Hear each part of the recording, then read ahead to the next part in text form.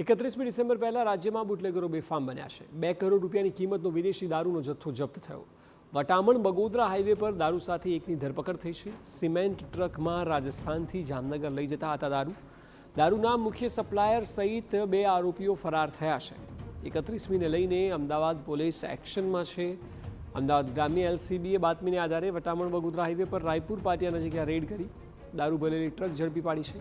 સિમેન્ટની ટ્રકમાંથી પોલીસે 2 કરોડના વિદેશી દારૂ સહિત કુલ 2 કરોડ 27 લાખનો મુદ્દામાલ જપ્ત કર્યો। ટ્રક ડ્રાઈવર મુલારામ જાટની ધરપકડ કરી, જ્યારે મુખ્ય સપ્લાયર અનિલ પંડ્યા સહિત 2 આરોપી ફરાર થયા। તપાસમાં સામે આવ્યું કે દારૂનો જથ્થો રાજસ્થાનથી જામનગર લઈ જવાતો હતો। પોલીસે વાહન, મોબાઈલ, રોકડ સહિતનો જથ્થો જપ્ત કરી વધુ તપાસ હાથ ધરી છે। વટામણથી બગોદરા જતા રાયપુર પાટિયા છે, ત્યાં એક ટ્રકમાં IMFL લઈ જવામાં આવેલ છે। જે રેડ કરતા એવું મળી આવેલ છે કે ટોટલ કુલ મુદ્દામાલ IMFLનું 15,000 બોટલ એમાંથી મળી આવેલ છે અપ્રોક્સિમેટ, અને એમાંથી એક આરોપી મળી આવેલું છે જેમનું નામ છે દેવારામ જાટર, અને બીજા આરોપી અત્યારે વોન્ટેડમાં છે। બીજી તરફ અગાઉ 5 ડિસેમ્બરે પણ વિવેકાનંદનગર પોલીસે 37 લાખની કિંમતનો દારૂ ઝડપ્યો હતો।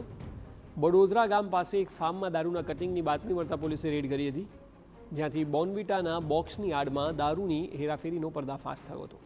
દારૂના જથ્થા સહિત કુલ 1 કરોડ 32 લાખનો મુદ્દામાલ જપ્ત કર્યો। 4 વોન્ટેડ આરોપીની શોધખોળ હાથ ધરી છે, જ્યારે ફાર્મ ફિરોઝ ખાન નામના શખ્સનું હોવાનું સામે આવતા તેની વિરુદ્ધ પણ તપાસ થઈ રહી છે।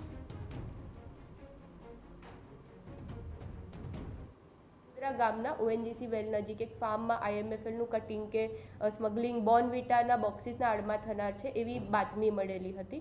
તે બાતમી અંતર્ગત કુલ રેડ કરીને કુલ 7,108 બોટલ્સ વર્થ 37 લાખ અપ્રોક્સ મળી આવેલ છે। 3 વાહનો જપ્ત કરવામાં આવેલા છે।